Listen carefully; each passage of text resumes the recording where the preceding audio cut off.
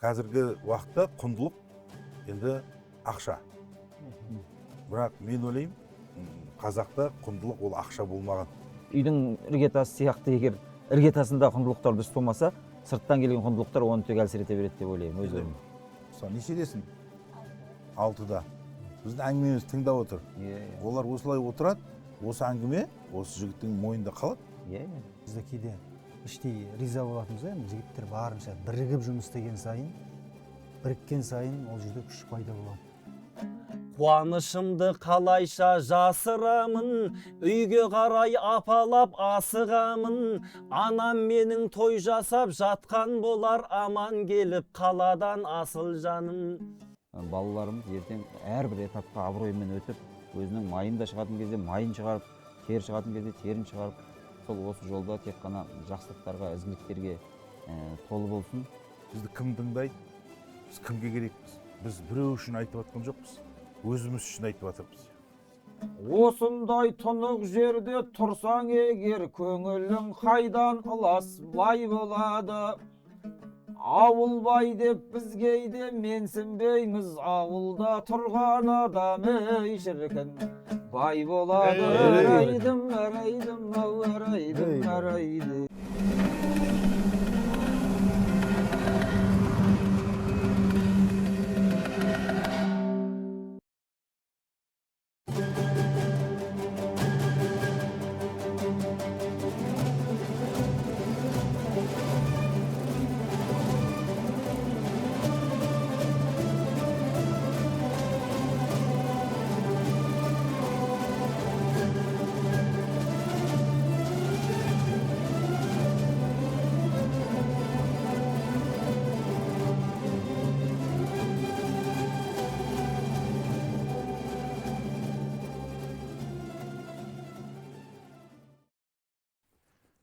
Ассалаумағалейкум. Алейкум ассалам. Қош келдіңіздер біздің ауылға. Біздің ауылдың бүгінгі сіздер қонақтарсыздар, сыр елінен келдіңіздер. Осы бірден аттан түсіп, жолдан, самолеттен бірден осы жерге келіпсіздер. Қош келдіңіздер. Біздің ауыл, біздің ауылдың жігіттері сіздерді күтіп, сіздердің әңгімелеріңізді сағынып, осы жаңағы сіздерден бір жақсы сөздерді естиміз ба деп осы жерде жиналып қалдық. Келгендеріңізге Алла разы болсын. Енді мен біздің Мұхтар бауырымыз, Қызылорданың ақындары, Нұрмат бауырымыз, Ержеңіс осы бүгінгі біздің ауылға қонаққа ақындар келіп тұр. Ержеңіс бірінші рет келіп тұр. Мұхтарлар енді 2-3 рет болды. Мұхтарлар беті ашарын жасап, бұяқта ауылдың қалай қызметінде болып жүр. Нұрмат, Мұхтарлар. Енді жалпы біз ауылдың, осы біздің ауылдың несінде, жаңағы жоспарында өзіміздің пікіріміз бар, ойымыз бар. Бұл жаңағы біздің ауыл деген бұл коммерческий проект емес деп айтып жүрмін ғой. Соған байланысты мен енді біздің ауылда 4 құндылықтың бір 4 түрі бар. Мысалы, сол үшін біз ең бірінші біз ұлттық құндылық деп айтамыз. Екіншісі бұл туысқандық, достық қарым-қатынас дейміз. Және үшіншісі ол денсаулыққа байланысты дейміз, құндылық біздің. Және төртінші осы біздің жастарды кәсіпке баулу, үйрету. Осы жалпы ауылдың ұстанымы. Енді осыған байланысты бізде пікірлер әртүрлі. Енді қазір мен көп адамдармен сөйлесіп жүрмін. Осы ауыл ашылғалы 3 жылдай уақыт болды ғой, мысалы. Мен бір түсінгенім, құндылық деген жалпы қазақтың құндылығы не? Қазақта жалпы біздің құндылық деп не айтамыз біз? Қазіргі уақытта құндылық енді ақша. Бірақ мен ойлаймын, қазақта құндылық ол ақша болмаған деп ойлаймын енді. Ол пікірім дұрыс па, бұрыс па білмеймін. Жалпы сіздердің ойыңызша, мысалы, қазақтың қандай құндылықтары болды? Не үшін біз қазақ осындай ел болып тұрмыз? Ассалаумағалейкум Жеңіс аға. Енді мынау біздің ауыл деп айтуына байланысты атауында ешкім жатсынбайды деген ойлаймын осы атауды. Егер біздің ғана ауыл емес, бұл кез келген қазақтың біздің ауыл деп кіре берсе болатын. Әдейі бағана айтқан. Атында сөйтіп қойдық қой, біздікі болсын деп. Сондықтан біз асыға жететін ауылымыздың бірі. Құндылық деген тақырып бұл әр заманда әрқилы деп ойлаймын, өзім жеке пікірім. Өйткені құндылықтардың қазір сапырылысып, ауысып, жаңа сізбен біздің де шатасып отырғанымыз сол. Мысалы, осы 20 ғасырға дейін негізгі құндылықтар мысалы ауысқан жоқ қой. Мысалы, ғасырдан ғасырға, атадан балаға, мысалы 7 ата болса, 6 атаға құндылық бірдей болды да, қазір 7 атаға келген кезде бүкіл құндылықтар біздің аспан дегеніміз жер болып шықты, жер дегеніміз астыма болып жатыр, адамдар шатасып қазір тез болып кетіп жатыр. Ақпарат алысуға байланысты шығар, өзгеріп кетіп жатыр. Адамдық, адалдық негізінде жататын туысқандық қарым-қатынас бұл үлкен құндылық. Өйткені хадис бойынша да адамдар екі нәрсені іздейді: ұзақ өмір мен бақытты өмір мен ұзақ өмір жас дейді ғой. Осы екі нәрсе, байлық пен ұзақ өмір. Осы екі нәрсені мысалы туысқандыққа байлаған да.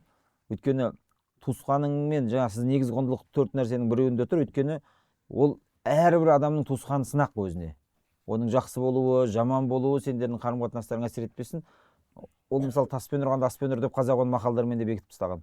Сондықтан осы құндылықтар меніңше сақталған кезде жаңағы сырттан келген дүние болсын, басқа да құндылықтар оны байыта түседі. Ал үйдің іргетасы сияқты егер іргетасында құндылықтар дұрыс болмаса, сырттан келген құндылықтар оны тек әлсірете береді деп ойлаймын өзім. Мысалы, бізде айтамыз ғой, мысалы ұлттық құндылық дейміз да, мысалы. Мен өз ойым, мысалы, бізде қара шаңырақ деген сөз бар. Иә. Бұл құндылық па, құндылық емес па мысалы? Қара шаңырақ құндылық. Мысалы, бұның идеологиясы астында тұрған, ол мысалы біз қара шаңырақта ата-анамызбен бірге боламыз, әулеттің үлкендері болады. Сол қара шаңыраққа келген кезде, бәріміз осылай жиналған кезде тарихты еске аламыз. Әкелеріміздің сөздерін еске аламыз. Өткен шағын ғой. Өткен шақты еске аламыз, мысалы. Ол бір құндылық. Сонда бізде қара шаңырағымыз болу керек. Ол бір құндылық. Екіншісі ол мен туысқандар мысалы айтайық. Енді мысалы дос болу деген, ол да бір құндылық қой. Иә. Мен ойымша қанша жігіттер достық үшін өліп кетті. Дос үшін. Жанын беріп жүр. Дос үшін. Соғыс заман емес, басқа заман емес, мысалы. Қазірдің осы. Дос үшін талай жігіттер сотталып кетті. Мысалы, айтайық. Өткені жоқ, мен айтпаймын, болды дейді да, мысалы. Кетіп қалып отқандар да бар, естиміз енді. Мысалы. Бұл қазіргі кезде ең құлдырап тұрған құндылықтардың біреуі ғой. Иә, енді осы құндылық болған кезінде біздің ел болып қалды деп ойлаймын да. Мысалы, енді бізге туысқандар деген, байлық дейді ғой, мысалы, көбісі. Біз енді кәсіпкер болғаннан кейін байлық туралы көп айтамыз ғой, негізі. Мен ойлаймын, ең үлкен байлық ол действительно достар, ол туысқандар деп ойлаймын да. Сенде ақша келеді, кетеді ғой. Ал досты сен сатып ала алмайсың да. Яғни бір күнде сен дос болып кете алмайсың біреумен. Иә. Бұл жерде дос дегенде енді шынайы дос туралы ғой әңгіме. Енді одан кейінгі мәселе бізде жаңағы абырой деген нәрсе ше. Құндылық па, жоқ па? Абырой құндылық. Мысалы, ол абырой туралы мысалы, ол қалай бір күнде абыройлы бола аламыз ба? Енді Жеңсаға абырой енді ұзақ уақытпен жиналатын нәрсе ғой. Жаңағы тамшыдан теңіз құралады деген сияқты.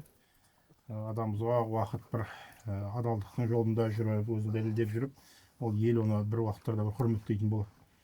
Абыройлы деп соны айтады ғой. Мен енді жаңа өзіңіз айтқандай, қазаққа тән бір кісінің көңілі, айналадағы адамдардың хақысы бір қазаққа тән, басқа ұлттарға қарағанда қазаққа тән бір құндылық сияқты болып көрінеді маған. Мәселен, кісінің көңілі үшін астындағы атын бере салады. Мәселен, бір ауыз сөз үшін деген сияқты. Айдалада танымайтын жолаушы келе жатып, қазақтың жаңағы ана бір саяхатшының сөзі бар ғой. Егер бүкіл әлемнің жер бетінің бәрінде қазақтар тұрса, қалтаңда бір тиын ақшаң жоқ, не жоқ, бірақ қарның ашпай сол желді аралап шығуға болады дейтін. Сонда ешқандай танымайды, білмейтін адамға дәм ұсынып, соған төрін ұсынып, соған жағдайын жасап, соны жолына салып жіберіп, адастырмай былай барсаң дөте барасың деген сияқты соған бәйек болып, кісінің көңілі, сол ана жолаушының хақысы, айдаладағы жолаушының хақысынан неғанда қасындағы адамдардың ата анасы бар, көршісі бар, туысы бар деген сияқты соның хақларын бірінші орынға шығарған. Меніңше қазаққа тән бір үлкен құндылық осы сияқты. иә соңғы қойын сойып берген ғой қонаққа. Мысалы, ол да бір құндылық қой. Енді былай орысшасы качество дейміз ғой, не дейміз? Мысалы, бір басқа ұлтқа тән емес, қазаққа, жалпы түркі еліне тән құндылықтардың бірі ғой, мысалы, иә. Біз осы ісімізбен, бір әрекетімізбен біз әлем бізді мойындап кеткенді. Қонақжайлық. Қонақжайлық, иә, қазақша айтқанда, былай жалпақ тілмен айтқанда. Енді мысалы, біз келеміз да, қазіргі уақытта құндылықтар өзгеріп жатыр. Ұят дейді. Ұят деген сөзі. Мысалы, ержеңіз қалай ойлайсыз? Ұят деген ол құндылыққа жата ма, жатпай ма? Құндылыққа жатады. Енді бізде қазақта сол жаңағы кішкентайымыздан бізге енді әке-шешеміз дінді тура үйреткен жоқ қой. Бірақ енді кейбір нәрселерде мынау сауап болады, мынау ұят болады деп кішкентайымыздан соны естіп өстік. Мынау обал болады деді. Енді оның ақ-қарасын ажыратпағанмен, оны әкеміз айтып жатыр ғой, шешеміз айтып жатыр ғой деп кейін келе барып түсіндік қой. Біреудің енді ала жібін аттамау, біреудің мәселен есіктің алдына, шетеннің алдында біреудің қойы тұрады, ешкісі тұрады. Оны қамақ қоямыз. Ертең барып оны орталық шетенге қамаған кезде айтамыз. Ана күтіп тұрамыз егес келгенше. Ол егес келгенше келіп табыстап, оны өйтпесек үйде әке-шешеміз ұрсады. Бұл ұят болады ғой деп. Бұның ұяттың ар жағында аманат тұр. Осының бәрін біз кішкентайдан ауылдан көріп өстік. Енді оның бәрі сол айнап келгенде ауылдан бастап үйреніп келетін нәрсе деп ойлаймын. Енді қазір мысалы өзі ойыңды ашық айту керексің, жаңағы ынжық болма деген сияқты бір тақырыптар бар ғой енді мысалы қазіргі. Бірақ қазақ ешқашан бетке айтпаған. Ешқашан.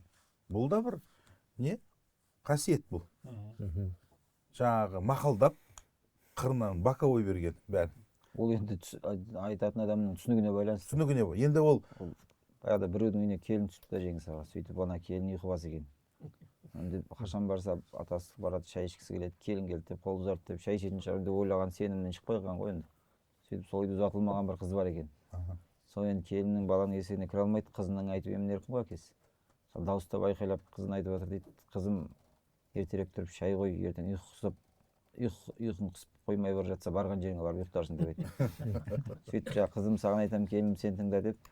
енді бір просто біз қазір Аллаға шүкір қазір қазақшылығымыз әдемі орнына келе жатыр да. Иә, рет-ретімен. Рет-ретімен. 30-дан астам жыл қазір тәуелсіз қағаз бойында алған уақытымыз ғой, документальный. Официальный дейміз ба? Бірақ шын тәуелсіздік осы 2000 жылғы туылған жігіттерден бастала ма деп ойлаймын өзім. Яғни тәуелсіздік заманында сананың тәуелсіздігі бұл жерде. 90-нан 2000-ға дейін шамалы тоқыраулар болды бізде енді. Мына жастарға біз сол құндылықтарды әкеліп берсек деген ниет қой. Сонда бізде намыс деген мәселе қазір мүлдем көтерілмейді. Абырой деген мүлдем көтерілмейді. И барлығы ақша. Яғни қазір енді түсінем, заман солай, ақшаң бар болса ғана сені сыйлайды, ақшаң болса ғана сені тыңдайды. Қазақта мен ойлаймын, всегда ақша болды. Қалай? Баяғыда тарихта мен естідім, рас па білмеймін, оны Бекарыс айтатын шығар. Ең жағдай нашар адам қалың малға неше қой берген? 500 қой дейді. Бірақ цифрамен айтшы. 500 қой дейді. Жоқ дегенде. 500 қой ең нашары. Иә, жағдай жоқ деп есептелетін. 1928 жылы тәркіленген, кеше ғана ғой былай қарасақ. Байлардан тәркілеп алынған малдың тізімін жасайды. Совет үкіметі тәркілеп алып жатыр. Сол кезде жаңағы тізімнің басын жасады. Бұл байлар емес дейді, полубаев дейді, жартылай байлар дейді. Солардың тізімі береді. Қызылорданың архивіндегі тізімді көргенмін. Сонда орташа байдың қолынан алған малдың тізімі мынандай: 100 түйе, бір адамнан. бір адамнан. Ha, Ол жерде мысалы әр аудан бойынша жазған, Иә. Арал, Қазалы, Қармақшы, Жалағаш деп жіліктеп тұрып. Сонда бір адамнан 100 түйе, 220-дай жылқы, 1000-жарымдай қой алған. Бұл алғаны. Аратаға ғой. Бұны бай деп айтып тұрған жоқ, жартылай бай дейді. Енді жартылай бай деген өзі осындай болса, Жартылай ба дейсің? бай қандай болды, кедей қандай болды есептей Иә. беріңіз. Сол сияқты енді мен ойлаймын, біздің қазақта байлар, біз бай болдық, бірақ біз байлыққа олай қазіргідей көңіл бөлген жоқпыз да мысалы. Жоқ, сол тарихтағы әңгімелердің көбісінде жаңа құндылық ретінде ол насихатталмағаннан кейін бізге оның байлардың бейнесі сол бай күйінше берілмеген ғой. Оны даналықпен ұштастырады, батырлықпен ұштастырады. Мысалы, билеріңіздің бәрі бай, мысалы. Иә. Төле биің де бай, Қазыбек биің де бай, олардың да қайшысы қасқатпен жүреді дегендей, олардың өзінің әр жағындағы нешінші сатысындағы адамдардың өзінің дүниесі бар. Бірақ олардың аты тупой байлықпен қалмаған ғой. Олардың артында сөз қалған, іс қалған, қайырымдылығы қалған, жетім жесірдің бірін-біріне қосқан, сондай үлгілі қалғаннан кейін байлығы тек соны қуаттап отырған да, тіпті кешегі Абайдың дәуіріне дейін. Ал біз қазір сол нәрсенің бәрін любой нәрсені ақшаға сатып аламын дей беретін бір түсінік бар да, мысалы. Ол сен, мен ойлаймын, абыройды ақшаға сатып ала алмайсың. Иә. Мынау құны жоқ дүниелер бар да. Сол үшін біз осы құны жоқ дүниені балаларымызға жеткізу керекпіз. Ал енді қазақта тәрбие қай жастан басталды? Мысалы, кішкентай 3 жастан, 2 жастан бала есін жиып сөйлей бастады ма, тәрбие басталады. Мысалы, ана бала отыр ғой, мысалы, нешедесің? 6-да. Біздің әңгімемізді тыңдап отыр. Иә. Олар осылай отырады, осы әңгіме осы жігіттің мойнында қалады. Иә. Мысалы, ертең бұл намыс. Мысалға, бұл жерде жаңа ата-жайының тәрбиесі, ауылдың тәрбиесі деген нәрсені бірақ мысалын айтайын. Мысалы, мынау бүкіл қазір қазақтың мақтанышы, әлемге танымал Димаш бауырымыз бар ғой, әнші. Соның мен ата-әжесімен сөйлестім да. Анау кішкентай кезінде, өмірге келген кезде домбыра құшақтап, үйде бірыңғай жаңағыдай салт-дәстүрдің әңгімесі айтылып, туысқандықтың хақысы беріліп, бүкіл айтылған ол баланың дауысының тембрі, ондай әншілігі деген сияқты мәселеге екінші орында болғанда, үйдегі тәрбие бірінші орынға шыққан. Ұят болады, ыңғайсыз болады, өйтіп көңіліне қара деген нәрселер. Енді қазір осы кезде оның әншілігі алға шыққан кезде оның тұлғасын толықтырып тұрған не нәрсе? Мен қуанам, сондай деңгейге шыққан баламыздың бойында сондай тәрбиенің бар екеніне. Өйткені әйтпесе ол ішіп шегетін, немесе қыз көрсе ұрып кететін, немесе біреу бала көрсе төбелесе кететін. Оның атағы да ақшасы да қазір кім болса соны қуып жүріп сабайтын мүмкіндігі бар. Бірақ кеше жаңағыдай конькимен тепкен балаға басқа ұлт демей машина мінгізіп жатыр салтанатына орай. Кез келген жерде мысалы мен жаңа төбіне атынан түсіп басын иіп тұрғаны бұл Қазақстанның деңгейінде, әйтпесе біздің де сәл аты шыққан әншілердің әртүрлі дүниеге кетіп қалып жатқанын білеміз ғой. Сондықтан бұл жерде талант тек қана талант адамды құтқармайды. Бұл жерде ауылдың тәрбиесі және соның иісі бұрқырап тұрған атасының да, әжесінің де, әкесінің де, шешесінің де кәдімгі ауылдың тәрбиесі, мысалы әлемдегі шыққан кезде ауылда жүрген ол бағасы жоқ, құны жоқ сияқты нәрсе болып тұр. Ал Димаштың бойына әлем неге ғашық болып жатыр? Димаш сияқты әнші жоқ па Ресейде, басқа жерде? Меніңше оның ішін толықтырып, жүзін нұрлы қылып тұрған сол қазақтағы қазақы тәрбие деп ойлаймын. құндылықтары сол. Енді осы әңгіме бізде әрбір үйде айтылу керек та. Иә. Біздің ауылда айтылып жатқан әңгіме әрбір үйде айтылу керек деп ойлаймын. Сол кезде біз мысалы балаларымыз құлақтары естіп, бұл тыңдамайды деп ойлаймыз біз баланы. Бала тыңдайды. Просто айтатын адамдар жоқ. Мен өткенде TikTokқа кіріп қалдым аға. Мен өмірімде TikTokқа кірмегенмін. Бір қолым бос болып қалды да, тікелей эфир қалай екен осы. Сосын TikToктағы әңгімелерді мен қараймын. Біреу боқтап отырады, біреу бірдеңе бір жаңағыдай түрлі нәрселерді айтып отырады, аузына келген құсып отырады. Былай қарасаң бір дәретхана сияқты ана жер. Бірақ енді ол жерде сыртта отырып оны жамандап отырғаннан ол жерден ештеңе болмайды ғой. Бір күн өзім 2 күн қатарынан эфирге кірдім. 2000 адамнан түскен жоқ. Әңгімені тағы тыңдаңызшы, домбыра алыңызшы бізге, біреумен айтысыңызшы, мақал-мәтел айтыңызшы, аңыз әңгіме айтып беріңізші деп сұрап отырған адамның саны деген жастар қызық болғанда. Ертеңіне қалаға шықсам мен басқадан болып шықтым ғой қалаға. Осыған дейін танылғаның бір бөлек, TikToктан кеше сізді бүгін мен айта салған ғой осындай бір жақсы сапалы камерамен шығайын ертең. Бүгін енді әшейін деп айта салсам, сол жекеме шығып, Инстаграмма шығып, сіз шығам деп едіңіз ғой. Қызық болғанда бұған сұраныс бар. Ал TikTokта отыр ғой. Сұраныс бар, иә. Сол үшін енді сіздер енді ақынсыңдар ғой енді барлықтарың. Осыған байланысты бір қандай бір домбырамен ба келтіріп бір кейбір кезде бізге бір бұлар қара сөзбен де жетеді или домбырамен жететіндер бар жаңа айтқандай ше Иә. домбыраларыңды ала келген шығарсыңдар. Домбыраны да ала келдік, осы ауылда да домбырасы болмайтын шығар деп ауылға да сен де келдік бір жағынан. Ана домбыра алып келдік. Айтыстырып қоймай ақ қояйық бұл жерде. Қазір домбыра алып тұрамын тұр. Домбыралар алып тұр. Анда құлағын келтіріп қояйын. мынау ойылған ғой. Біз енді жалпы еңбекке баулу, мынау құндылықтар деп жатырмыз ғой, жаңа осы денсаулық деп жатыр, табиғи өнім деп. Аллаға шүкір, қазір жақсы дамып келе жатыр. Қазақта дастарханында өзімізден қолдан істелетін табиғи өніммен біз таңғы ас, түскі астарды емін еркін жей аламыз. Басқа ұлттың тамағын қоспай. Мысалы, осыған енді әдеттену керек. Осыған үйренсек, өзіміздің өнімге сұраныс болады, өзіміздің экономикамызды жақсарады деп ойлаймын. Осы 90-шы жылдардың кезінің өзінде бар ғой, ауылға қаладан ішме кіретін, қант кіретін деген зат бір санаулап бар, 2-3 зат кіретін, қалған өнімнің бәрі ауылда еді ғой. Иә. Тоң майдан істеп жүре беретін қой, нормально. Иә. Негізі сол пайдалы дейді ғой, айналып келгенде. Иә. Ақселеу Сейдімбек этнограф жазушы ғой, сол көкеміздің айтуынша 20 ғасырда қазақ ауылына дейді Шеңсаға сырттан санаулық нәрсе келеді, тұз, шырпы деген сияқты бір көлдақ нәрсе келетін болған. Қалған бүкіл киетін киімі, ішетін дәмінің бәрін қазақ өз несімен өзі неғыла берген дейді жаңағы.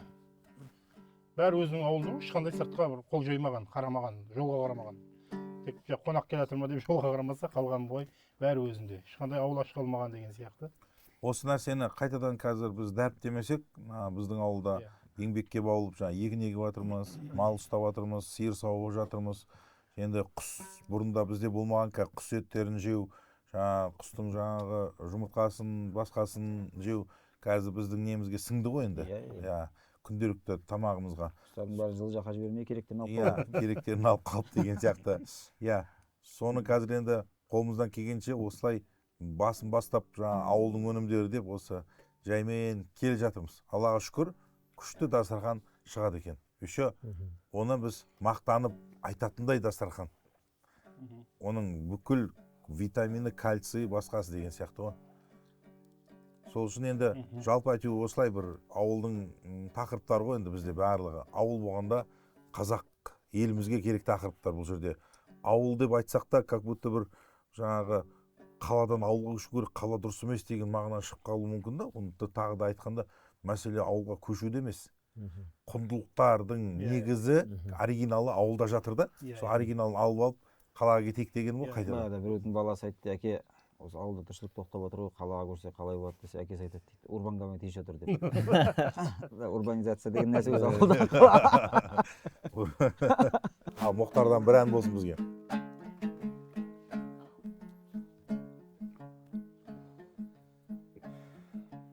Ақтарсын төріңе кеп жырды мұхтар, ақтарсын өлең қылып сырды мұхтар. Жеңіс саған бүгінгі тақырыбы біздер үшін адами құндылықтар. Құндылықтар орнына келген кезде кетеді артық мінез жындылықтар.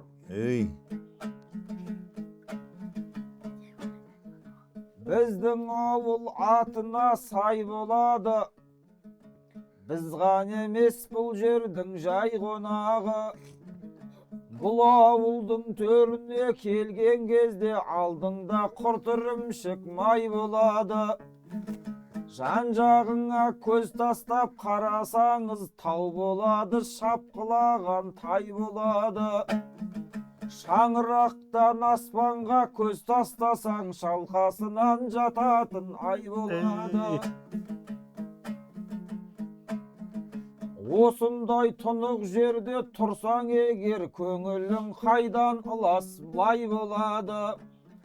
Ауыл бай деп біз кейде менсінбейміз, ауылда тұрған адам ей шіркін. Бай болады арайдым, арайдым, ау арайдым, арайдым.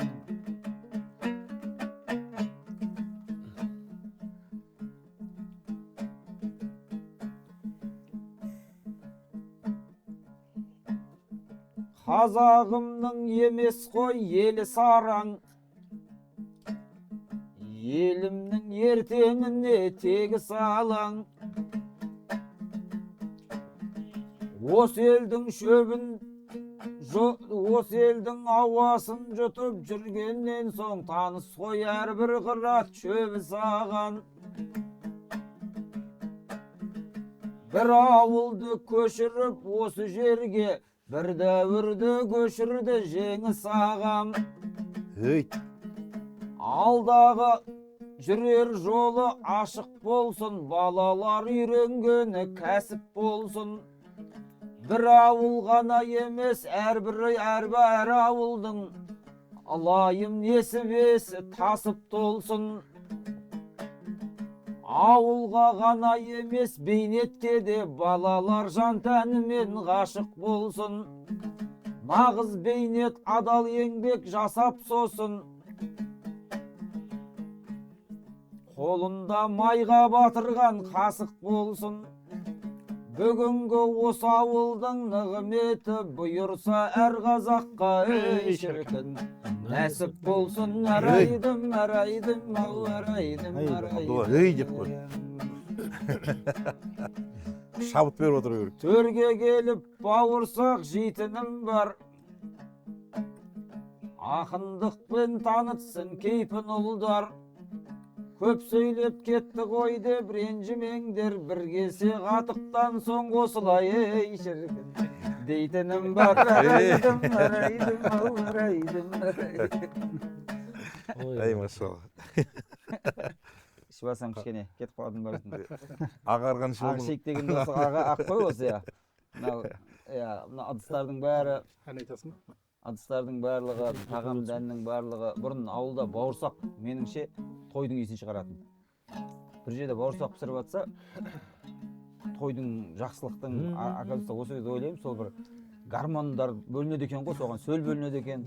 Андай бір отынға шаншып алып бауырсақ жеп жүретінбіз. Ыстық. Сол кезде білмеймін, әр үйде жоқ, тәтті тоқаш, майлы тоқаш деген осы бауырсақ екен. Осы кезде енді қарасаңыз, сол бір өткен шақтың бір тағамдар. Талқан жесең де сондай, жүгері жесең де сондай. Осыны үнемі жаңа өзіңіз айтқандай таңғы асқа, түскі асқа, кешкі асқа біздің геніміз таниды ғой бұл тамақтарды, өзіміз сәл ұмытқанмен. Кейін блинчик жеп кеттік, неше түрлі нәрселер жеп кеттік қой. Соны қорыта алмай артық салмаққа қарай кетіп қалып жатырмыз. Иә, енді Бұл бұның бәрі құндылық негізі. Аспен кіретін құндылық бар. біз енді мынау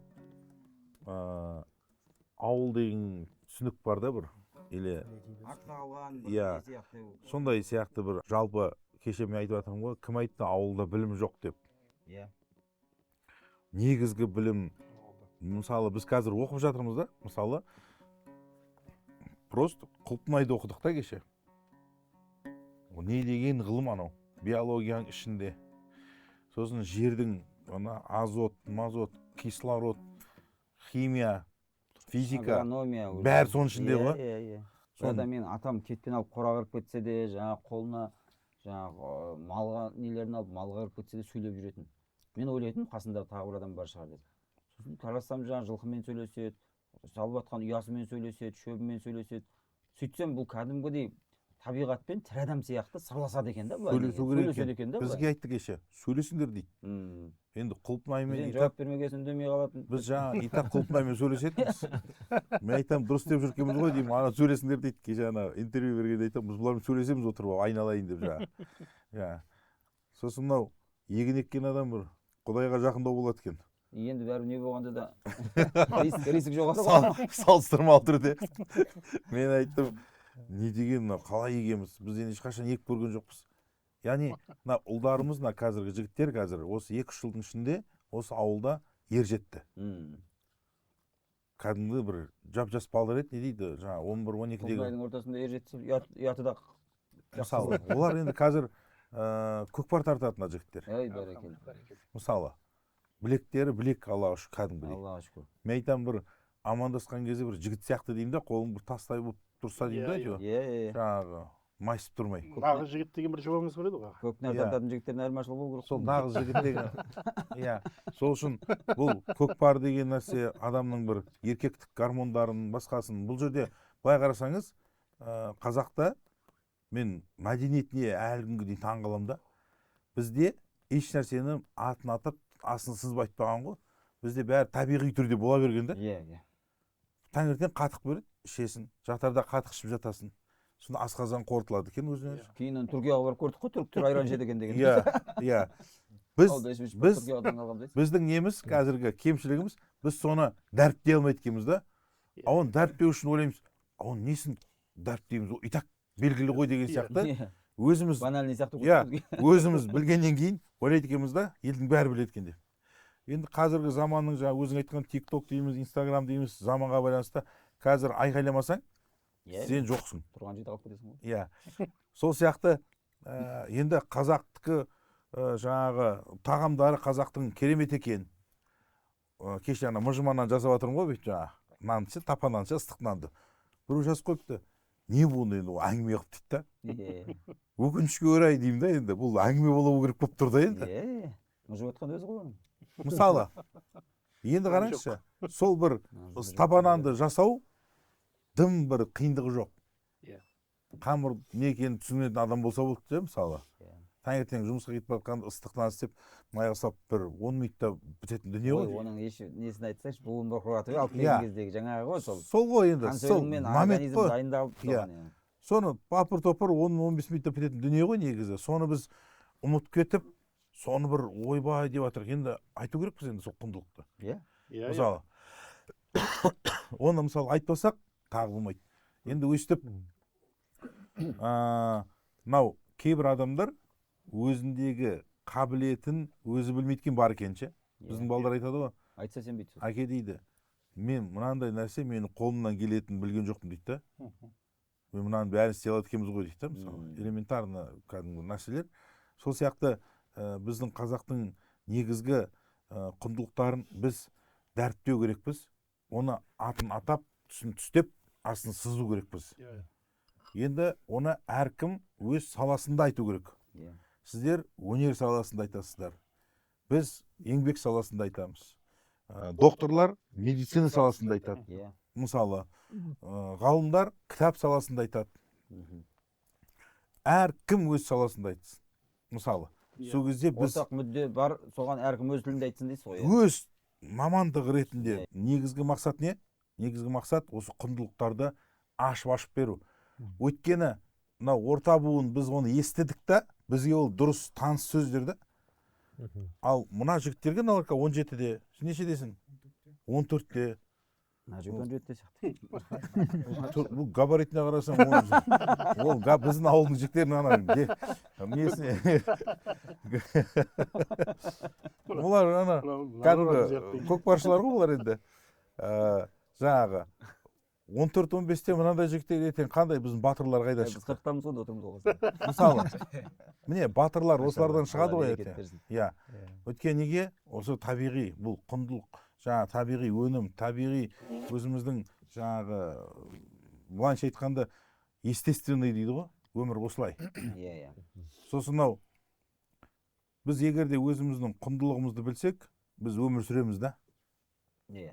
А бізді қазір күн көргізіп қойды да. Иә. Яғни күн көру мен өмір сүру деген екі түрлі дүние ғой. Иә. Мысалы, не істетсең бала шағаң қамы ғой, әйтеуір күн көрсін ғой дейді да. Не болды сен бала шағаң қамы дейді. Бала шаға әке шешенің қамын ойлау керек. Дұрыс. Мысалы, Иә. болды, ол мәселе солай. Бұрында солай болған. Әкем де дейді, әкесінен ыңғайланған балдар. Мысалы, енді өмір сүру деген не? Адам мына жері бай болу керек деп ойлаймын. Өзі ше. Енді біз қазіргі мынау рекламалардың, маркетингтің құрбаны болып жатырмыз ғой. Сол сияқты әр нәрсені жұтып қоя бермей, өзіміздің құндылықтарды жұтайық деген ниет.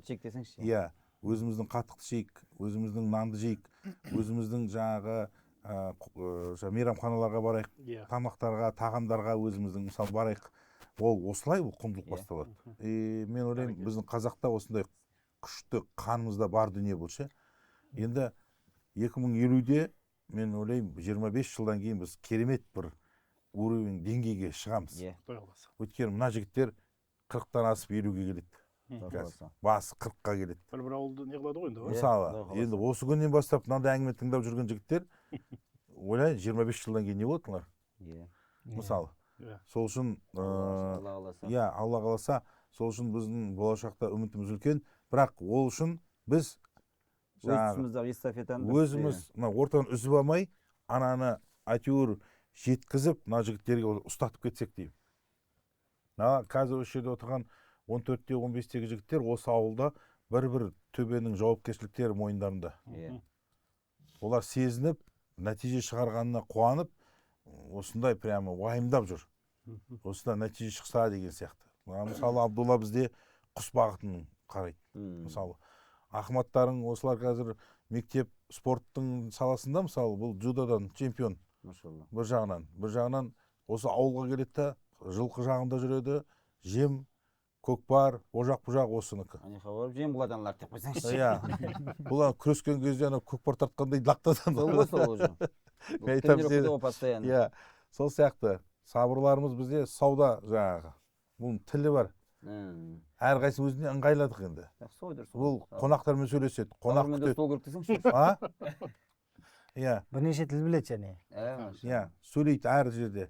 Енді Абдурахман да, бұл да спортта, джудодан. Бұлар да кеше екеуі финалға шығып масқара болдық. Бір-бірмен ба? Иә, екеуі бір. Ой, машалла. Иә. Сол сияқты әрқайсысында бір жауапкершілік бар. Осылай біз өсірсек, ұрпағымыз Алла қаласа құндылық өседі. Бұл жерде енді үлгерем деген адам бәрін үлгереді, үлгермеймін деген адам ештеңе үлгермейді деген сөз ғой енді. Иә. Сол үшін енді жалпы енді сіздерден біз не естігіміз келеді? Осындай бір құндылықтар туралы сіздерден де бұрынғылар қандай болды, үлкендерден қандай әңгіме бар бізге келген, кезінде деген пәленше деген адам болған екен, оны бүйткен екен, сөйткен екен деген бір әңгімелер ғой бізге керек. Бізде бір күн тарихта қаламыз. Иә. Тарих десеңіз бар ғой. Мен Сіз маған бірақ ана 15 ғасырдың әрі барма дедіңіз. Барма. Сен кетіп қалма ары қарай, біз ары қарай түсінбейміз. Қанша ғасыр өтсе де, қандай қоғам өзгерсе де бір өзгермейтін заңдылықтар бар. Ол мен десем. Өзгермейтін құндылықтар бар. Қай ғасырға, қай қоғамға барса да ол бүкіл адамзатқа ортақ құндылықтар болады. Соның бірі мысалы қазір біздің бабаларымыздың басынан өткен оқиға ғой. Басқа елдің адамдары келгенде біздің даламызға келіп, біздің бабаларымыздан сұрапты. Сендер үшін өмірдің мәні не деп сұрағанда? Өмірдің мәні не? Бізден ба? Иә. Біздің аталарымыздан. Сонда аталарымыз айтады дейді жаңағы. Бір жаңағы бас қосқан екі жастың бір жастықта қартайып, кемпір мен шал болған кезде, ата мен әже болған кезде бір малды сойып, етті асып, ағайын туыс ұрпағын жинап, бәрінің ортасында арқа-жарқа болып отырып, бірге тамақтанып отырғанда өмірдің бақыты деп есептейді екен. Енді бұл сұрақты қашан қойды дейтін болсаңыз, біздің эрамызға дейінгі 5 ғасыр бұрын, қазіргі есептегенде 25 ғасыр бұрынғы сақтардың кезінде болған. Арға кетіп қалдым айтып. Сонда қарасаң, 25 ғасыр бойы өмірдің мәні не, адамның бақыты не деген кезде, сол қартайған кезде немере шөберегінің ағайын туысының алдында бір малды сойып арқа-жарқа болып отырғанда бақыт көретін осындай бір құндылық қанша ғасыр өтсе де әлі өзгерген жоқ. Әлі келеді. Әлі келеді. Демек, бұның осындай құндылықтар бар да, ешқашан өзгермейтін. Кейде анандай адамдар болады, әулет болып жұмыс істегеннен гөрі, бірлесіп бақыт тапқаннан гөрі жеке жүріп, өзінше танылғысы келеді, басқа қалады. Жоқ, бәрі айналып келген кезде әулет бірлесіп жұмыс істегені, мысалы жаңағы, осы жердегі жігіттерді көрген кезде кейде іштей риза болатынбыз, жігіттер барынша бірігіп жұмыс істеген сайын, біріккен сайын ол жерде күш пайда болады. Ол жерде береке болады дегендей. Мына отырысымыздың өзін біз әдейі бекер бұлай жасаған жоқпыз да. студияда әшейін бүйтіп отырсақ та болады ғой. Жоқ, бұл да бір құндылық та. иә Бұны да тренд қылу керекпіз. Өйстіп мысалы сен жаңағы Арнау айтып жатсың. Қазір мен ойлаймын ержеңіс бір әдемілеп бірінші айтайын келіп тұр ғой. Ән ән айтама. айтқысы келіп жатыр. Керемет. Иә, осындай бір ержеңістен осындай бір не тыңдасақ, мысалы, и осы жердегі сосын әннің оның ішінде мағынасы бар. иә Оны бүгін түсінбесек те кейін түсінерміз. Мысалы, иә осыны жаңғырта беру керекпіз, бірақ дұрыс. ол деген нәрсе сол кезде біз қазақылық генетикамыз ояна береді да, ол бар бізде. Мына қазақтың баласы бар емес пе? 20-дағы бала болсын, 30-дағы бала болсын, жігіт болсын, ешқашан атқа отырмағанша 3 реттен кейін атқа шауып кетеді ғой. Генетикасында бар дейді ғой. Генде бар ғой. Мысалы, сол сияқты ержеңістен бір ән бізге. ал кәне Ән тыңдаймыз ба, терме тыңдаймыз ба? Терме давай, терме, терме, иә, өзі. иә. Әнде біз шама түсінбейміз ғой, ән дей береміз енді. Терме. домбырада екі шек бар аға, бірақ тең тұрған жоқ, қатар тұр деп қояды. Ой, қазір.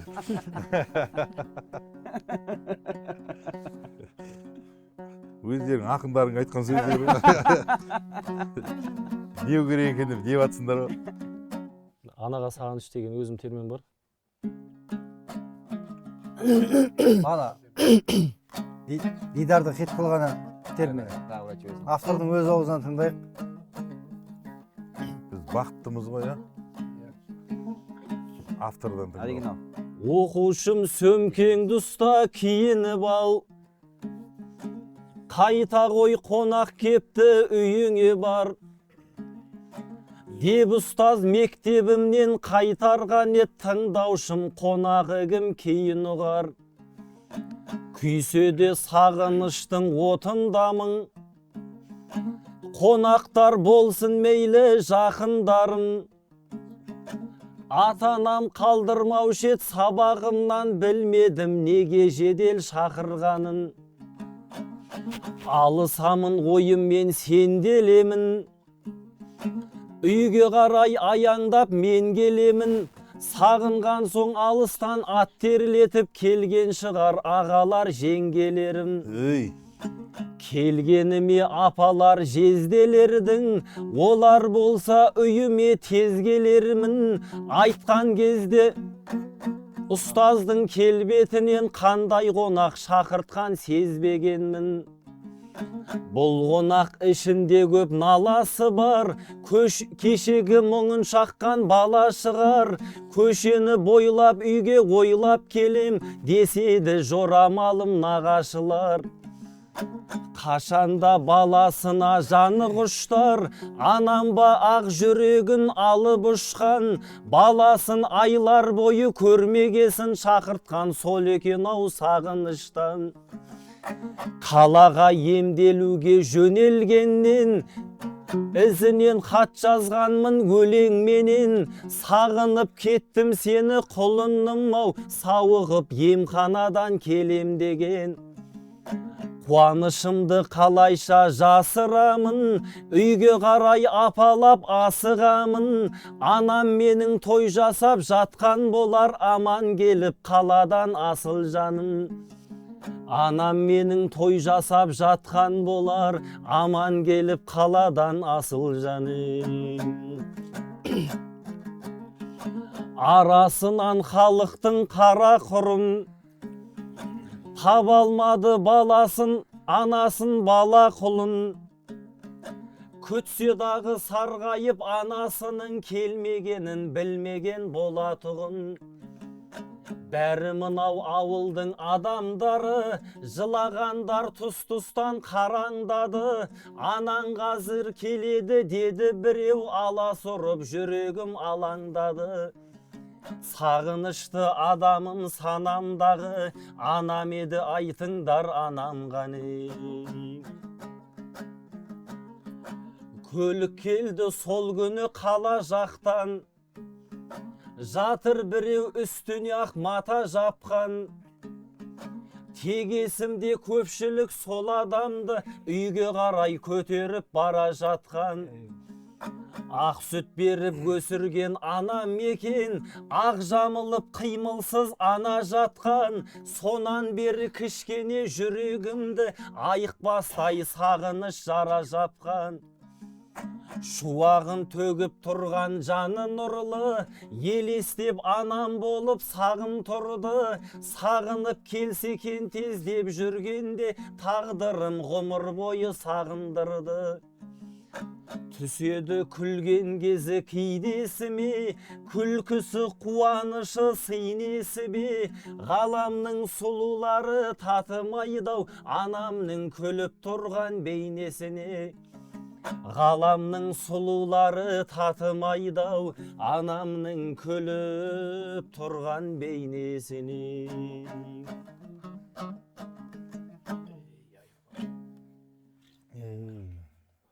Ой, Алла разы болсын. Мен татам.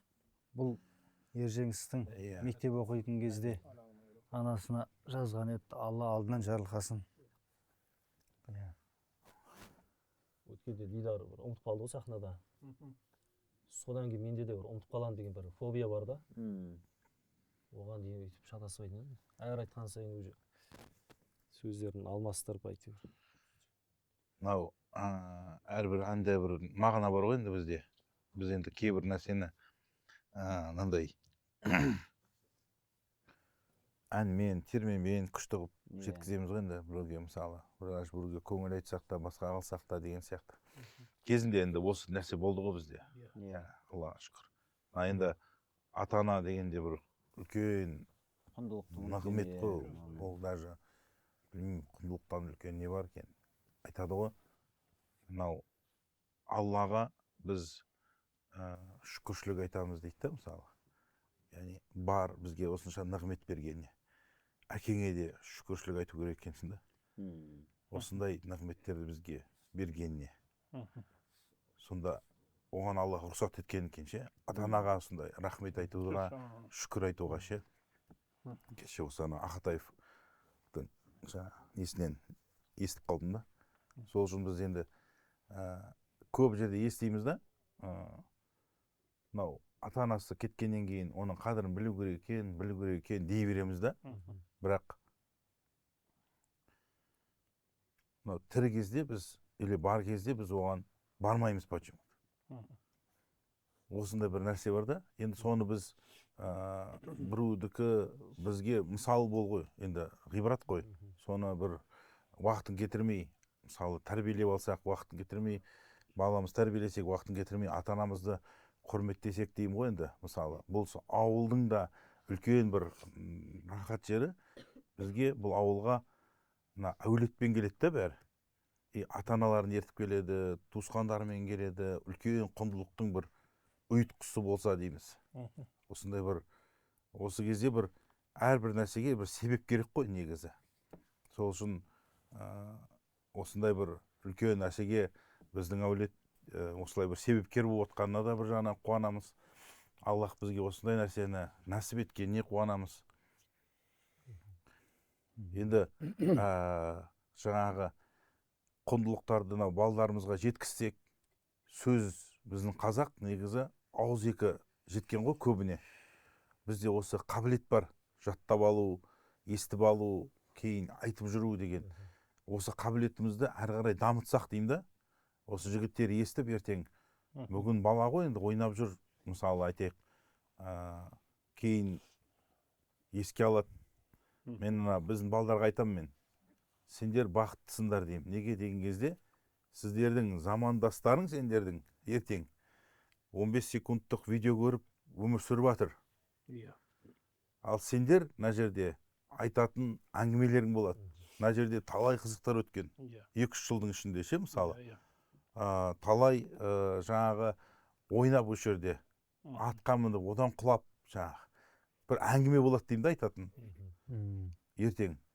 Сендер әңгімелеріңді адамдар бір ертегі сияқты тыңдайтын болады деймін ғой.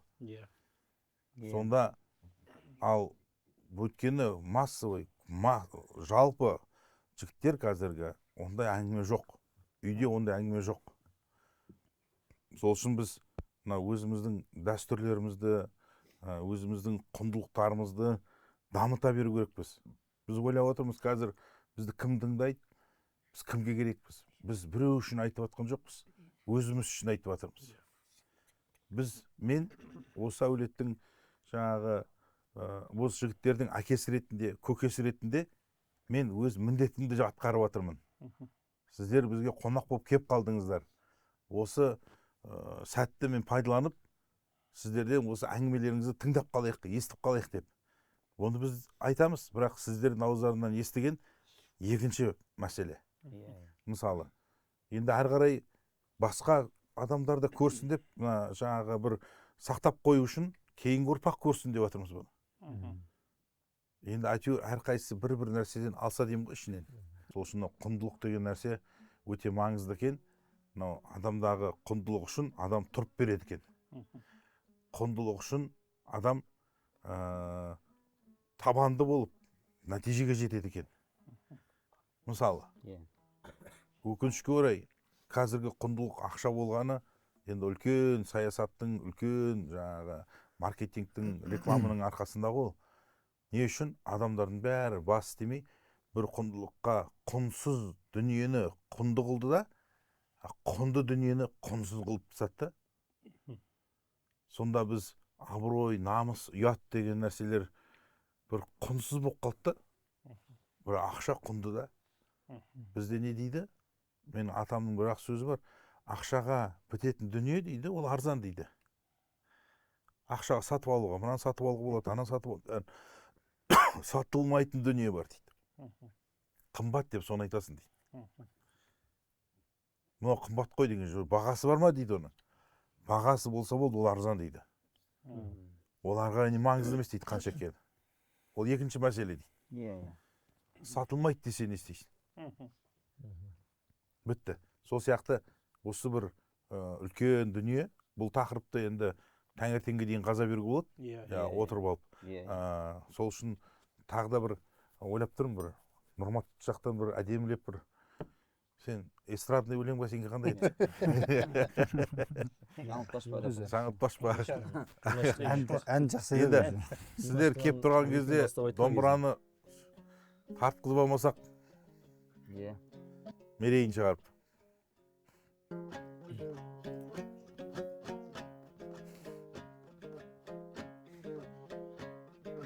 Деп қалды жеңіс ағам Нұрмат жақтан.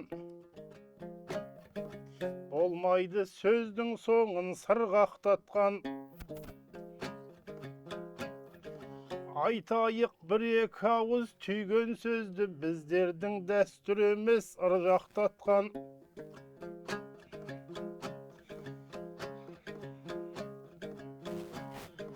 Біздің ауыл бүгінде ауыл алды.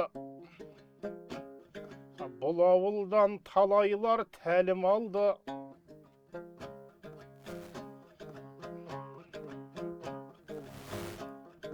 Өмірге келген әрбір адам үшін адамдықтың адаспас жолы мәңгі.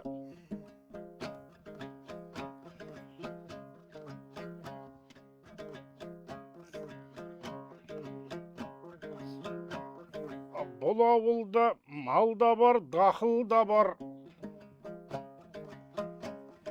Келген адам салтанат сәнін алды. Ақ құшағын айқарып жеңіс ағам қандай қонақ келсе де қабыл алды. Жеңістей ағамызға рахмет. Жалықпайтын шаруасын тауып алды. Құстың да түр-түрлісін қолға үйретіп, істің де түр-түрлісін ой дүние-ай. Қолын алды әрайдым, әрайдым, әрайдым,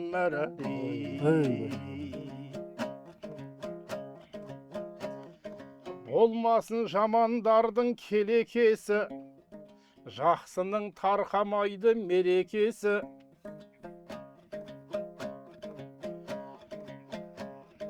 Жастарды, балғындарды көріп тұрмыз, осылар болашақта елегесі. Ұлағат ұрпағыңа жетсін дейді.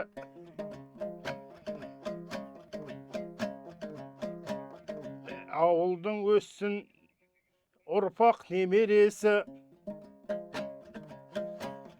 жеті ұрпаққа жалғасын Құдай қалап, осы жеңіс ағамның ой дүние ай, береке сау әр айдым, әр айдым, әр айдым, әр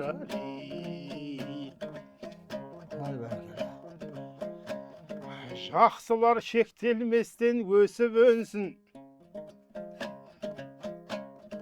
адаспас жақсылықтың көші болсын.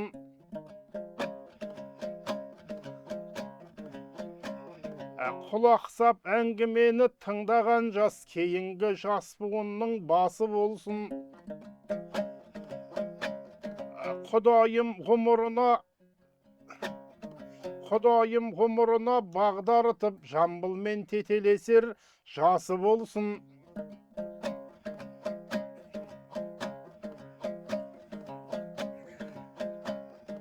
Ауылға ауылдың егесі боп, әрбір қазақ адалдан тататұғын асы болсын.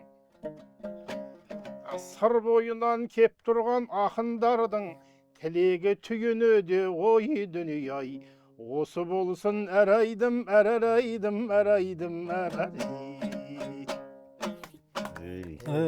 Ал бәкелді. Қазақ жапалақтаған ба деп бастаймын. Қазақ бәрекелді деген ғой. Соны бәрекелді демегендер шапалақтаған. Шапалақпен тапқан ба? Мынау маған ана өнер қырандағы жігіттер бар, мадияр. Иә. Сол келді да бір қонаққа. Бұл жақсы сөз айтты. Қазақтың тілмен айналыспау керек дейді. Дастарханмен малын жөндесе, Жапондар сөйтіп ұстап отыр ғой. тіл жөнделеді дейді. Мына жерде қазір осы дастархан тұрған құрт дейміз, ірімшік дейміз, бауырсақ деген, қолдың майы деген осы сөздерді, құмыра дейміз. Осының бәрін қолдана берсек, біз дастарханымызды жөндеу керекпіз дейді да бірінші. Сол дастарханның төңірегіндегі әңгіме ауызекі әңгімеге айналады. Сөйтіп қазақ тілі кетеді. Мына жерде мынаны бауырсақ деп біз орысша айта алмаймыз ешқашан. Келмейді. Мысалы, яғни құртты қалай орысша айтамыз? Курт дейді. Түбі мысалы, ешкім курт деп қазақ сөйлемейді ешқашан.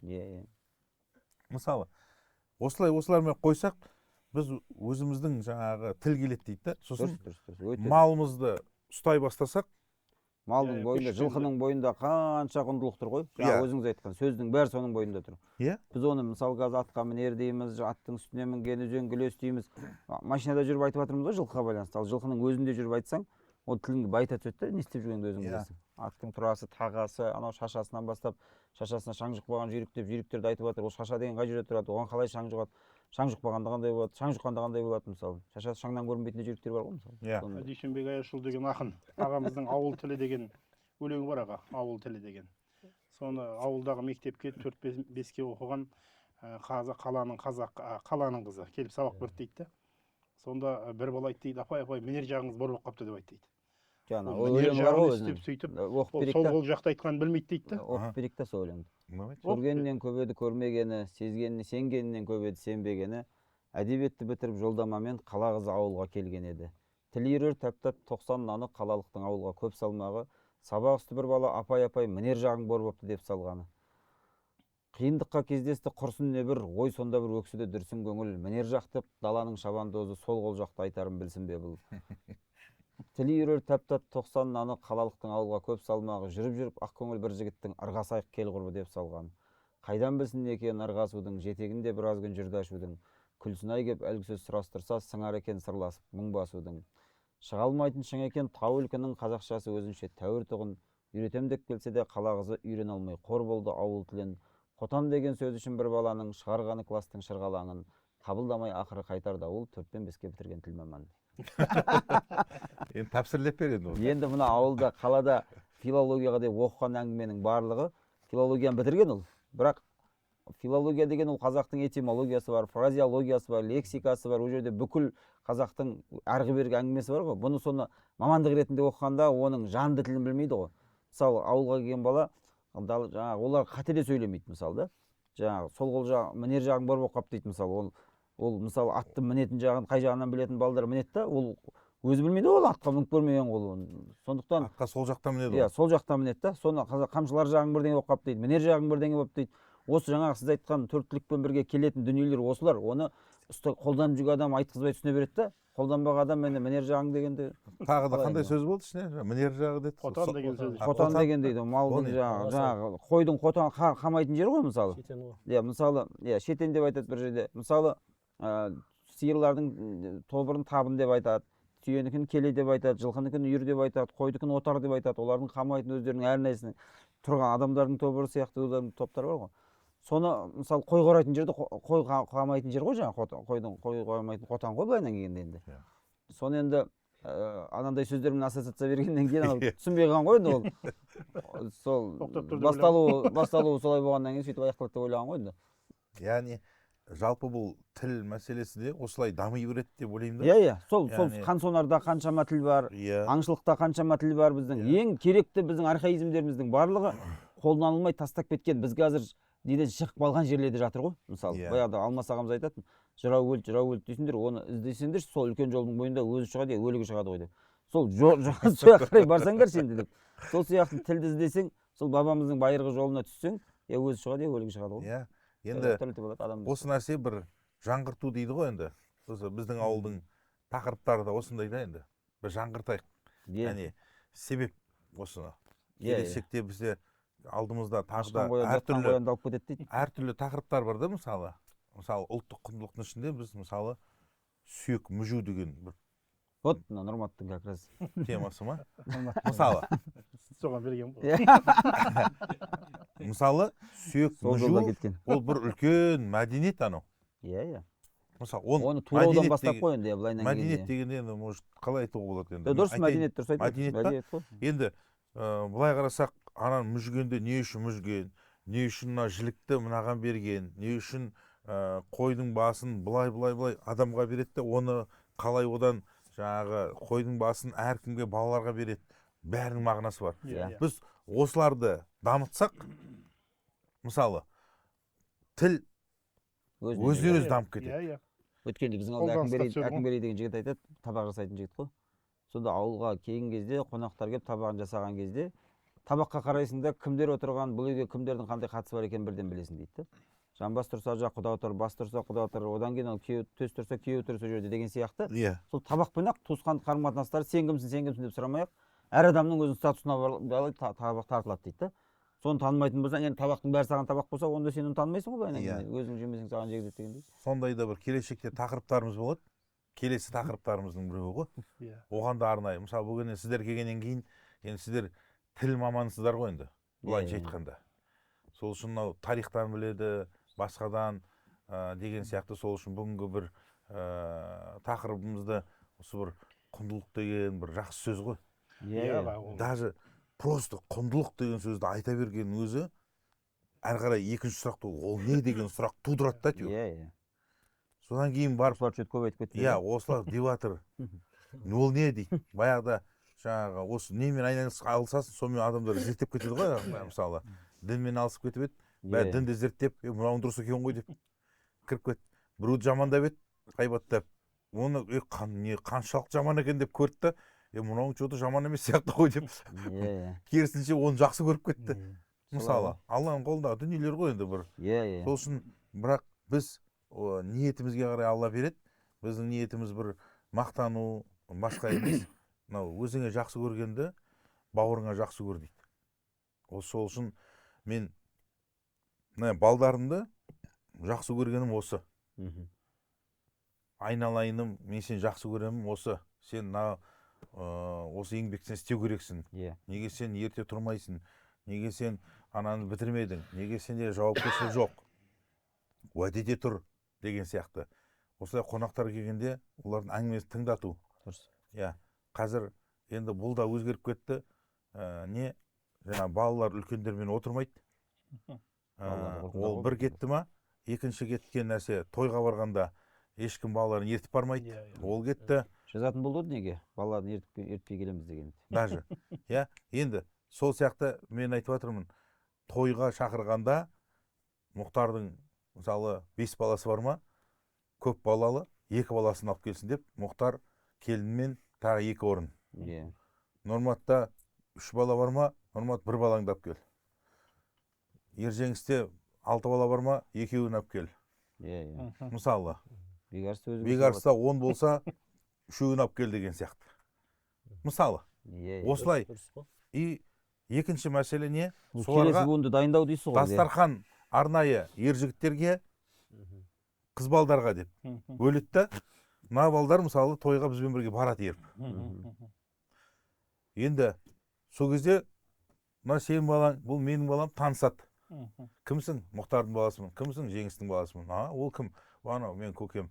Осылай. Я жақ. Екіншіде тойға барған, үшінші рет барған кезде қалайсың Абдулла, қалайсың Ахмат деп амандасып кетеді. Чаттар ашады жайлап. Иә, өздері араласып кетеді. Туысқан екен біледі. Сен кім боласың бұл жаққа? Жиенмін. Сен ше нағашымын. Біз екеуміз сонда кім боламыз? Мысалы, деген сияқты. Иә. Осылай, осы туысқанды қарқын осылай нығаяды. Дұрыс. Бір тойхана бір нығмет болды да, бірақ бұның кері әсері деп Порядочный қылып жіберді ғой тым андай. Иә, Бала шаға шулайды. анау бер жағы. Енді мен айтпаймын, анау Бекарыстар кішкентай балаларын ертіп жүрмей ақ қойыңдар деймін да тойға. Ол түсінбейді, может быть. Ана жақта даңғыр-дұңғырда. Бірақ мынандай 12-ден асқан 14-15-тегі балдарды апару керек. Құда жекжат болу үшін де.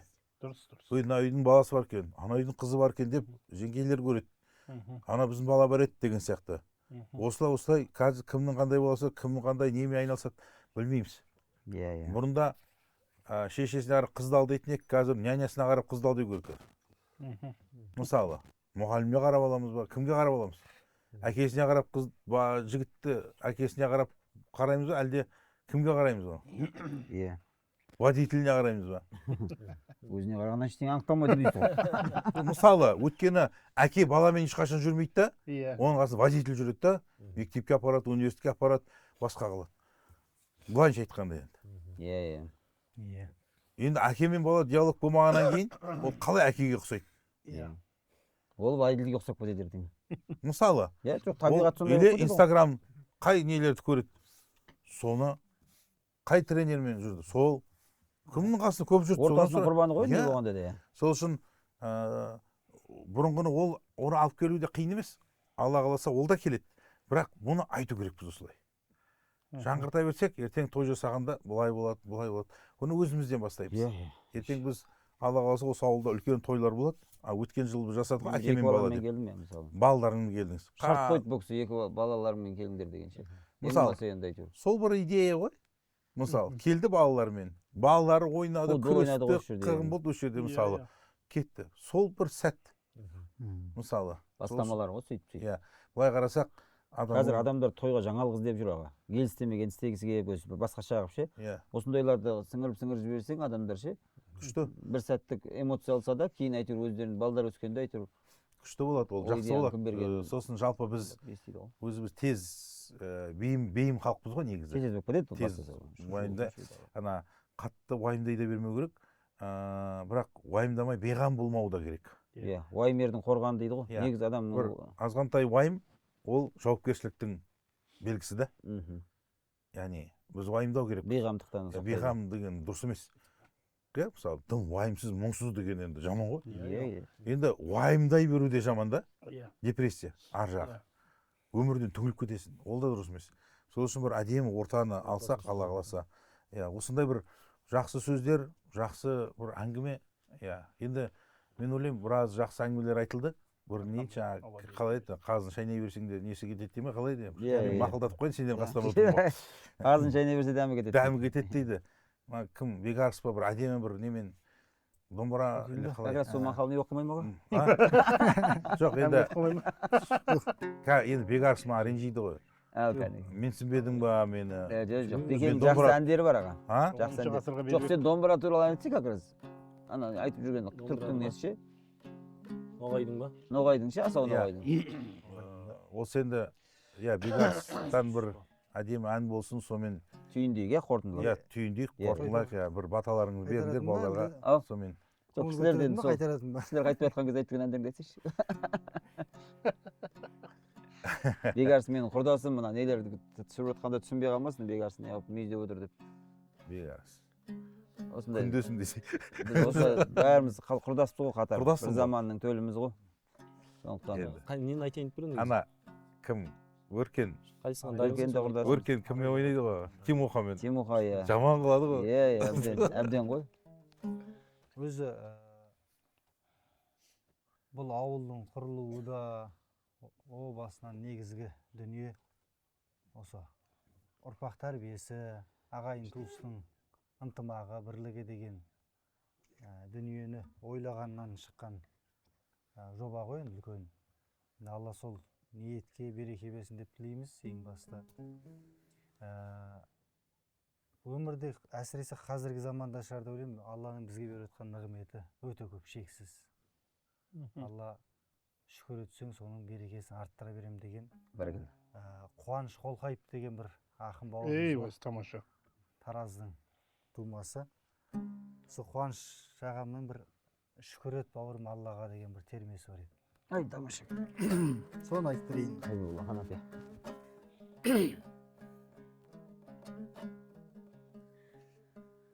Арайлап атқан таңдарың алдан, шуақты мынау тағдырың үшін.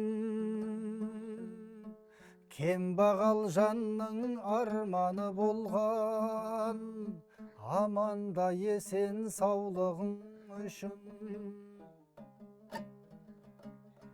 Оянып бірге жайнаған күнмен, жарқылдап жүрген уақытың үшін.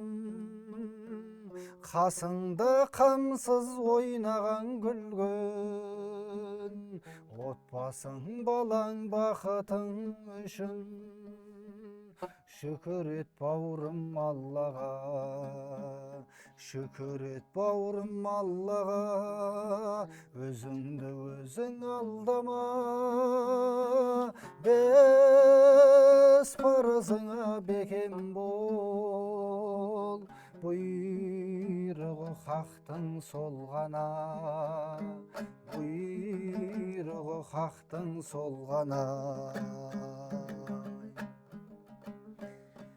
Біреудің сен жеп жемеген асын, жетпегеніне жеткенің үшін. Ілініп кетпей бәлеге басың, тар жолдан таймай өткенің үшін. Толғансаң ізгі мұраттар жайлы, ізіңнен қырсық ермеген үшін. Басқаның жанын жылатқан қайғы, басыңа сенің келмеген үшін. Шүкір ет бауырым Аллаға, шүкір ет бауырым Аллаға, өзіңді өзің алдама, бес парызыңа бекем бол, бұйрығы хақтың сол ғана, бұйрығы хақтың сол ғана. Ой, тамаша. Деген Ой, екен. бәрекелді. Хайбулла Ханафия. Ей, машалла. Әр кезде біз шүкір ету керекпіз ғой. Иә, шүкір етсе берекесі арта түседі деген екен сол. Енді біздің мына бүгінгі сіздер енді бір ауыз бір қорытындылап, бір әдемілеп бір не дейміз оны? Бата дейміз ба, қазақшалап айтсақ. Өздеріңіздің бір осы жерде бір көріп отқан кісілерге бізге бір түйін болсын, бір қысқа бір бекарыс бастасын, сосын Мұхтар бір батасын берсін. Енді бүгінгі тақырып өзі құндылық деген дүние болып жатыр, сол ұлттың негізгі болмысын айқындайтын, жалпы адамзатқа ортақ, ғасырлар өтсе де өзгермейтін құндылықтарымыз жалғасын таба берсін. Бір замандардағы болған оқиғаларда жыраулар, ақындар, жазушылар кітапқа шығарма қылып жазған болса, соның бүгін біз бір басымыздан кешіп, тура сондай отырысты сезініп отырмыз деп ойлаймын. Қазір жай нәрсе сияқты болуы мүмкін, бірақ ертең уақыт өте келе еске түскен кезде бір керемет естелік болып қалатын дүние болады. Осындай ауылдың берекесі артып, жастардың осындай өзінің тарихи тамырынан, өзінің ұлттық құндылығынан нәр алатын ұрпақ көбейіп өсе деп ойлаймын. Амин. Иә. Енді сіздер үлкен ел ағасыздар ғой. Сіздердің сөздеріңіз, баталарыңыз. Әмин. Жеңіс аға, Алла разы болсын. Мен енді мына Бекарыс бар, Нұрмат бар, Мұхтар бар. Статустарынан көріп жүрмін ғой енді. Келген кезде қызығып айтып келеді. Одан бала шағасын барғанын көріп, тағы қызығып, үйде келіншегімді айтып отырады, көріп отырады Инстаграмнан. Сосын бір сәт түскенде бір барарымыз дейміз, бала кішкентай үйде. Сөйтіп отырғанда жаңа енді осы жаққа бет алдық, Бекең хабарлады. Сөйтіп қуанып жатсақ, неден ұшақта біздің Бөген жақ, мен Аралда Бөген деген ауылдан туғанмын. Сол ұшақта Бөген туралы не тұрды? Кәдімгі репортаж тұрды. Бөген, Қарашалан, сосын Қарақалпақ бет, Арал теңізі жайлы бағдарлама ғой. Соны көріп, кәдімгі ауылды сағынып сөйтіп жатқанмын. Одан шығып енді келіп, осы жерге келіп, кәдімгі өзімнің ауылыма келгендей керемет бір сезімді бастан кешіріп, оның үстіне мынадай бір керемет құнды әңгімелер тыңдап, өздеріңізбен өте бір сәтті күн болды. Енді Алланың берген күннің жаманы жоқ, бірақ сонда да салыстырып қарағанда ұмытылмастай жақсы керемет күн болды. Енді сіздің ниетіңізді, қандай еңбек сіңіріп жатқаныңызды бәрін сезініп, бұған дейін де біліп жүрміз. Алла тағала сол ниетіңізге жеткізсін. Ойлаған мақсаттарыңыз орындалсын. Осы көз алдыңыздағы көздеп отқан балаларыңыз әрқайсысы осындай бір-бір ауылдан дамытып, Құдай қаласа, бүкіл қазаққа үлгі боларлықтай жол бастай берсін. Біз соны шын жүрегімізбен көргіміз келеді, шын жүрегімізбен тілектеспіз. Алла тағала қабыл етсін. Айтқаным келсін бұл. Иә, бәрекелді. Жеңіс аға бір жақсы басқосу болды. Алла разы болсын, осы ұйымдастырып, шақырып жатқаныңызға. Алла осы ауылдың шаруасының берекесін арттыра берсін. Құлдардың айтатын бір сөзі бар еді. Мына дастархан басында дұрыс әңгімелер айтылса, дұрыс жаңағы енді біз жаңағы тамаққа мән береміз, әңгімеге мән бермей қаламыз кейде. Сол бәрі бір таразының басы теңескен кезде сол жерден тамағың да тойып тұрады, тәрбиең де толық болып тұрады деген сияқты. Әркім өзіне керек нәрсені алып тұрады да дастарханнан, сол сияқты. Біздің де бүгін өзіңізден естіген біраз нәрсеміз бар. Алла осы білімімізге береке берсін. Ғалымдар айтады екен, ризықтың ең үлкен амандық, ең төменгі сатысында байлық тұрады деп. Осы Алла ең үлкен ризығынан айырмасын. Отбасы әулетіңізді, айналаңызды аман қылып, аға өсіп өркендей беріңіздер. Амин. Айтқаным. Ал, Жеңіс аға, құрметті осы ауылдың азаматтары, жаңа мына құртқа, ірімшікке, сүтке, қатыққа қарап отырып, бір әңгіме есіме түсіп отыр. Негізі сүт өзінше шикі күйінде тұрғанда да өзінше бір бағасы бар. Ол піскен кезде бетіне қаймақ шығады. Ол отқа қақталды ғой, не болса да астынан от жағылып, келесі бір күйге өткен кезде ол бағасы арта түседі. Енді ол ашып кетсе де онда не жоқ, одан ірімшік шығады, құрт шығады, оның бағасы одан сайын қымбаттай береді. Айран болса одан сайын қымбаттай береді. Сол сияқты тек қана біздің көп балалар сүт күйінше кетіп қалып жатыр ғой, сүт күйінше өтіп кетіп жатыр. Келесі этаптарға өтіп жатқан жоқ та. Сондықтан өмірдің бас аяғы сол екен деп ойлап қалып жатыр. Егер еңбек шыңдаса, оны мына құрт сияқты ұзаққа сақталады, және ол қымбатқа өтеді ғой. Сол сияқты мен ойлаймын, ауылдың тілінде біздің де балаларымыз ертең әрбір этапқа абыроймен өтіп, өзінің майын да шығатын кезде майын шығарып, тер шығатын кезде терін шығарып, сол осы жолда тек қана жақсылықтарға, ізгіліктерге толы болсын.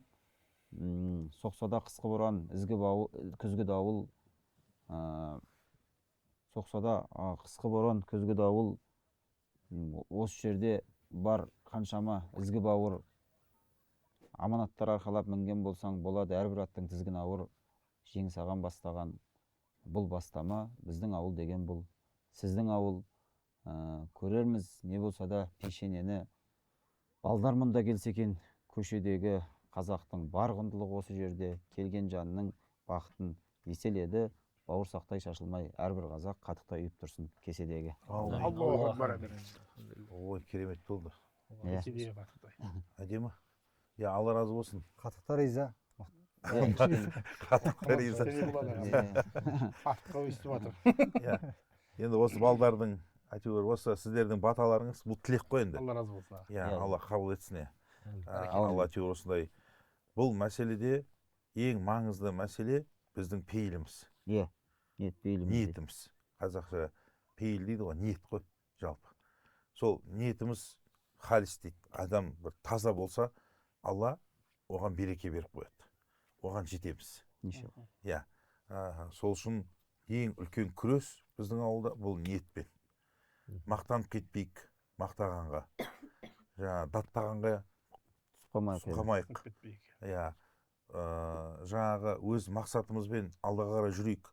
Шын ықыласпен осы ұрпағымыз бізбен мың жасасын. Әрі қарай біз ертең ұрпаққа біз не қалдырдық дегенде осы құндылықтарды дарытып, қайтадан әрі қарай жаңғыртып қалдырдық, бір нәрсе қалдырдық. Сол үшін жаңа әдемі айттың, ауыл осы жалпы біздің әулеттің, осы біздің ұрпақтың ұйытқысы болсын деймін да. Иә. Туған туысқанның. Осы жерге барлығы жиналады. Әрбір біздің қазақтың мықтыларында, әрқайсысында, әрбір қазақта осындай бір ауылдан болсын.